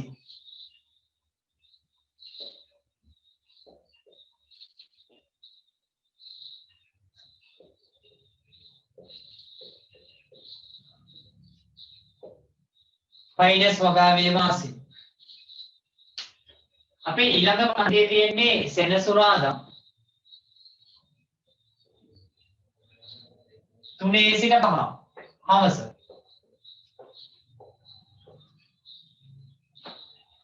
ලබන මාසේ පන්ති කරන්න වෙන්නේ තියෙන තත්ත්වය අනුව ඔන්ලයින් තමයි. ජනවාරි මාසේ නම් පන්ති කරන්න පුළුවන් මේ හේතුව දැන් වැක්සින් දෙකක් හඳුන්වලා දෙනවා. රුසියාවෙන් එකයි ඇමරිකාවෙන් එකයි. ඒකත් ඇමරිකන් ඩොලර් 10ක තමයි කොස්ට් එකට තමයි එන්නේ. එතනත් පේනවනේ සල්ලි තියෙන ඇමරිකන් 10 කියන්නේ ලොකු ගානක් නොනින්න ගානක් නේ. අම දීන වඩා බෙඩ් එක ලොකු වෙන්නත් වගේ වෙයි ඊට වඩා ලොකු ගානක් වුණා. ඒතකොට කොරෝනා හැදුනොත් සල්ලි තියෙන ජීවත් වෙනව නැති උන් බැරගෙන. ඒ ඉන්න තමන් ඉන්න මට්ටමින් ගොඩේට උත්සාහ කරන්න. කොරෝනා තිබ්බද නැද්ද? හැදුනද නැද්ද? ජීවත් වෙනවද මැරෙනවද? ඒ ඔක්කොම තීරණය වෙනවා. ආර්ථික තත්ත්වයක් එක්ක. එතන තමන් ජීවිතේ ගොඩනගා ගන්න කොරෝනා නම් තව මාස කිහිපයකින් මොනක් හරි කරලා තුරන් වෙයි. නමුත් අවසානයේදී දැන් අපිට විභාගේ ලියපු ළමයි කතා කරනවා ජොබ් එකක් හොයාගන්න ඕනේ සර් දැන් නම් එපා වෙලා ඉන්නේ කියලා. ඒ විභාගේ ලියපු ගමන් ජොබ් හොයාගන්න පුළුවන් රටක නෙමෙයි අපි ඉන්නේ. ඉතින් ඒකත් හොඳට මතක තියාගන්න. තමන්ගේ මේ කාලේ ජීවිතේ කොච්චර සැප සම්පත් ඇතුළේ ජීවත් වුණා ඒ වලට වන්දි ගෙවන්න ඉන්නවා අම්මලා තාත්තලා. උගුරු ඒ මට්ටමට ආවම ඔයගලන්ටත් ඒක උරුම වෙන බවත් හොඳට මතක තියාගන්න. ඒ ඉන්න හම්බෙච්ච අවස්ථාව රටට සුබයිද අසුබයිද ඒවා මේ පලාවල බලන ඉඳලා හරියන්නේ නැහැ. කොහොමද කළා මේක කොට දාන්න එකයි තියෙන්නේ. IMS එකේ ක්ලාස් එක හෙට සුද්ධි විද්‍යාව ක්ලාස් එකේ ලින්ක් එක ඔයගලන්ට එවයි. හෙට තමයි පන්තිය දෙන්නේ ලින්ක් එක එවයි. මම හිතන්නේ පන්තිය දාලා දෙන්නේ හවස 6 හවස 8 IMS එකේ ක්ලාස් එක. සුද්ධි විද්‍යාව තමයි ඒ කියන්නේ. මෙතන මම කරන්නේ ජීවින්නා තාක්ෂණයේ පාඩමේ ඒකත් ජීවින්නා තාක්ෂණයම තමයි. මෙතන යන්නේ වනාන්තර පාඩම. හරි. එන්නේ නම් මයිනස් වගාවේ වාසි. ලංකාවේ කඩදාසි නිෂ්පාදනය සඳහා මයිනස් යොදාගත්තේ නැති වුණාට පිටරටවල මයිනස් වගාව කරන්නේ කඩදාසි නිෂ්පාදනය සඳහා අවශ්‍ය කරන කෙඳි ලබා ගන්න. එතකොට මේ ලංකාවේ මයිනස් වගාවේ තියෙන සෙලියුලෝස් සම්දු දිගමදි කඩදාසි නිෂ්පාදනය සඳහා. හැබැයි පිටරටවල මයිනස් වගා ගන්නවා තනිකරම ශාක කෙඳි ලබා ගැනීම සඳහා කඩදාසි නිපදවීම සඳහා. ආය ෆයිනස් ගන්න පුළුවන් කෙලින්ම දැව විදියට. දැව විදියට ගන්නවා. ඒ ඍජුවම දැව විදියට ගන්නවා. ඊගාවට ආය ගන්නවා පදම් කරපු දැව හදන්න.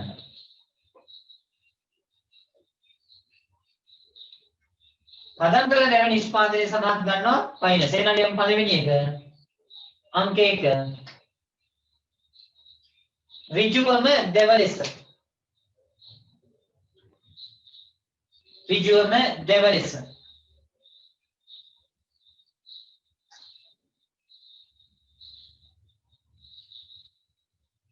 ඍජුවම දැව ලෙස අංක 2 පදම් කළ දැව ලබා ගැනීමට හැකි වීම. පදම් කළ දැව ලබා ගැනීමට හැකි වීම.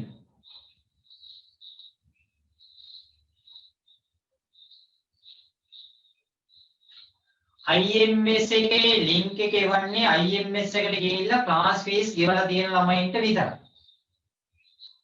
දැන් මමයි විතානගේ සරුයි මේ online class එක කරන්නේ ඔයගොල්ලන්ගේ සලකාපත් බලාපොරොත්තු වෙන්නේ නෙවෙයි.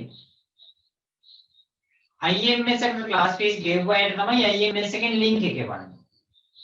හැබැයි මේ කරන වැඩේ IMS එකෙන් කිව්වා ඒගොල්ලන්ගේ අනිවාර්යයෙන්ම ඒගොල්ලන් හරහා කරන්න කියලා. අපිට මටයි විතානගේ සර්ටයි කිව්වා ටියුට් අනිවාර්යයෙන්ම ගෙනල්ලා ක්ලාස් එකෙන් දියන්න. එතකොට ක්ලාස් ෆී එක ගෙවලා තමයි ටියුට් එක ගන්න වෙන්නේ. දැන් සමහරක් අය අපි මේ කරන දේ තගයක් නැහැ. දැන් ඔයගොල්ලන්ගෙන් අපි රුපියලක්වත් මේ අරගෙන නෙවෙයි. අපේ data වෙනම Zoom app එකක් මිලදී අරගෙන මේ කරන්නේ. මේ පන්තියේ ඔයගොල්ලෝ කොහොම හරි කරලා රඳවගෙන ගමනක් යන්න ඕනේ හින්දා. ඔයගොල්ලෝ දීලා තිබ්බ නම්බර් වලට තමයි ලින්ක් එක එවන්නේ. IMS එකේ ඇප්ලිකේෂන් එක මොනවද දීපු නම්බර වලට තමයි ලින්ක් එක වන්නේ. ඒ නම්බර එක වෙනස් කරගන්න ඕනේ නම් IMS එකට කතා කරගන්න ඕනේ. මොකද එතනින් යන වැඩසටහනට මගේ සම්බන්ධතාවයක් නැහැ. මම පාඩම හදලා පාඩම දෙන එක විතරයි දෙන්නේ. ඒක බලන්න බැරි අයට තමයි මම වෙබ්සයිට් එකට අප්ලෝඩ් එකක් දාන්නේ මේ වීඩියෝ එක. ඉතින් IMS එකෙන් කිව්වා එහෙම කරන්නත් එපා කියලා. නමුත් මේ සැරේත් මම මේ සතිය එකක් දානවා. ඉතින් අපි මේ බලන්නේ කොහොම හරි කරලා මොනවා දෙයක් කරන්න නොකර ඉන්නවට වඩා පාඩේ පන්තියේ මේක දැන් ඉන්නේ 75 දෙනයි. පන්තියේ සෙනසුරාදා පන්තියේ ඉන්නවා 180ක් දුරේ. ඔක්කොම රෙජිස්ටර් වෙනවා. ඉතින් පුළුවන් අය සම්බන්ධ වෙනවා. බැරි අය ඉතින් මොනව කරන්නද මන් දන්නේ. රට අපිට ඉතින් තීරණයක් ගන්න බෑ මේක කිසිම තාක්ෂණයකින් නවත්ත ගන්න බැරි වුණා. ඉතින් එනේන විදියට තමන්ගේ ජීවිතයට ගාස්වා ගන්න වැරෙන්න වෙන විකල්පයක් නැහැ. එන්නේ ඊගාව එක අංක 3 රෙසීන ලබා ගැනීම. රෙසීන ලබා ගැනීම. රෙසීන ලබා ගැනීම. පදම් කළ දැව කියන්නේ යම්කිසි ද්‍රවයක් අරගෙන මේව ඇත්තට වීඩියෝ ඉස්කෝලේ මේ පන්තියේ තිබ්බනම් පෙන්නනවා. ඒ දැවේට ක්‍රමීන්ගෙන් ක්‍රමිසතෙක්ගෙන් කිසිම කෙනෙක්ගෙන් හානියක් නොවන මට්ටමට ඒක දැන් උදාහරණයක් විදිහට ගමේ ගන්නවනේ අඹ කොට කපලා ඉවරලා මොකද කරන්නේ කුඹරේ දාලා දෙනවා.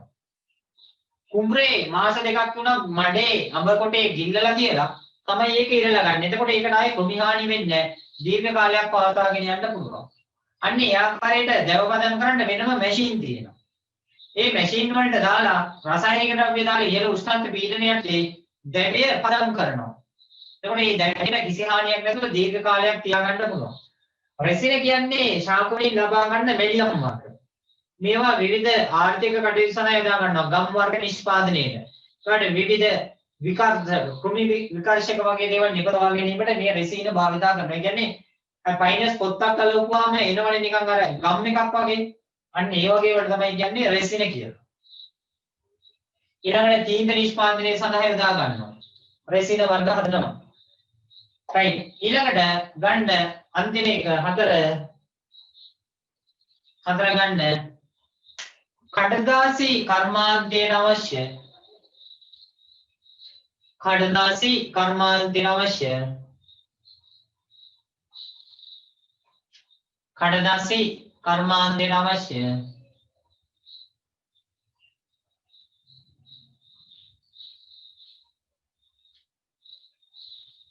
පල්පය නිපදවා ගැනීමට. පල්පය කියන්නේ නිකන් දැව රත් කරලා හදාගත්ත නිකන් පාපයක් වගේ එකක්. කඩදාසිය නිෂ්පාදනයට අවශ්‍ය පල්පය නිපදවා ගැනීම. පල්පය නිපදවා ගැනීම. අපි කතා කරේ වාසිනේ. එහෙනම් දැන් අවසාන මාතෘකාව මයිනස් වගාවේ අවාසි. මයිනස් වගාවේ තියෙන අවාසි මොනවද?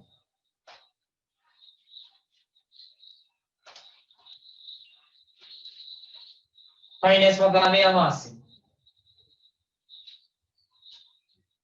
මේ මයිනස් ශාකයක් ගත්තාම මේක පස තුලට ගොඩාක් දුරට මුල ගමන් කරලා මෙන්න මේ භූගත ජලය ටික ඇදලා අරන් එනවා උඩට.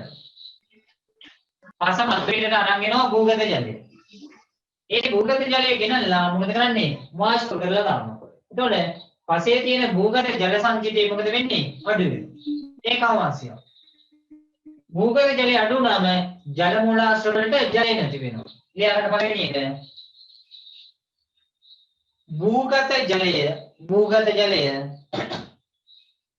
භූගත ජලය අධික ලෙස අවශෝෂණය. භූගත ජලය අධික ලෙස අවශෝෂණය.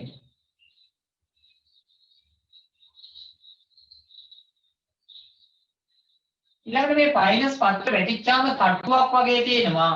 අයි මේවා දිරන්න සෑහෙන කාලයක් යනවා. ඒ හින්දා මේ යටි වගාව කිසිම දෙයක් කරන්න බෑ. පස නිසරු වෙනවා. සුද්ධජීවී ක්‍රියාකාරීත්වය අඩු වෙන නිසා. ඊළඟම දෙවෙනි එක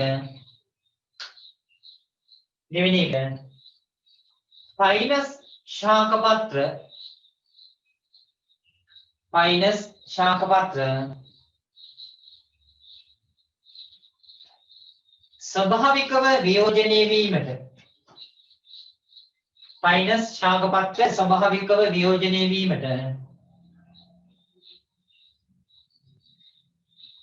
අධික කාලයක් ගත වීම. පයිනස් ශාක පත්‍ර ස්වභාවිකව වියෝජනය වීමට අධික කාලයක් ගත වීම. තුන්වෙනි එක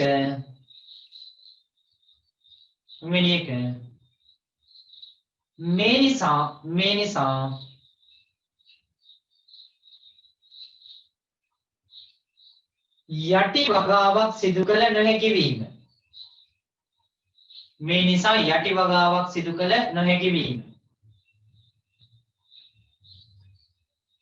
යටි වගාවක් සිදු කළ නොහැකි වීම. අවසානයේදී පස නිසරු වීම. අන්තිම කරුණ පස නිසරු වීම.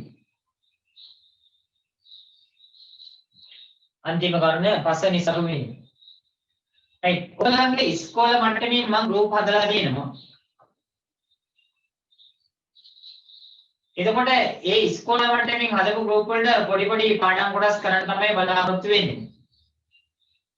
පොදුවේ මේ පාඩමේ වුණාම ලබන මාසෙදී ඉස්කෝල මට්ටමින් කරපු ඉස්කෝල කීපයක් එකතු කරලා කියනවා.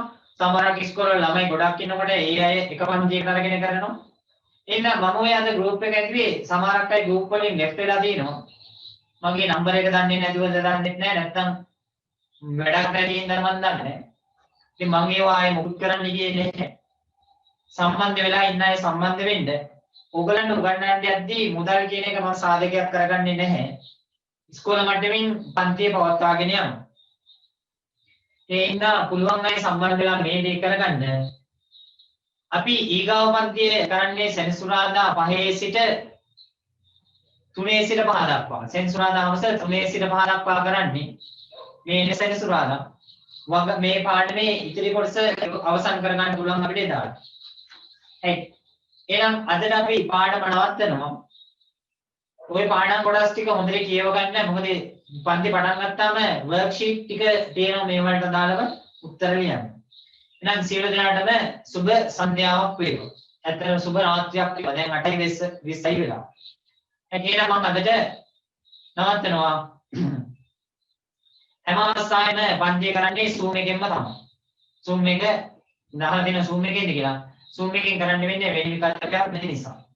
right. එහෙනම් කොල්ලෝ අපි කියලා දෙනවා. එහෙනම් මාත් ගියා කොල්ලෝ. සියලු දෙනාටම සුබ රාත්‍රියක් වේවා.